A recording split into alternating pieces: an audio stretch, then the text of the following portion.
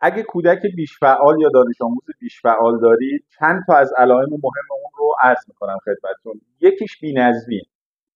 توی انجام کارها نظم خاصی نداره.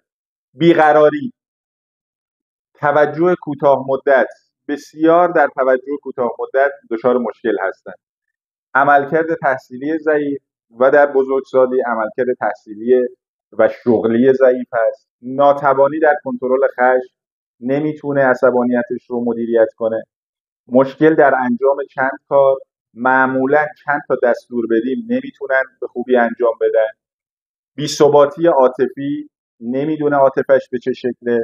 مشکل در حافظه کوتاه مدت دارن.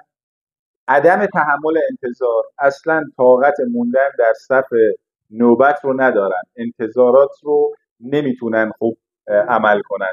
حواس پرتی و مشکل در انجام کار و وظایفی که به عهدهشون میذاریم. اینا عمده ترین علائم بیش فعالی یا ADHD است.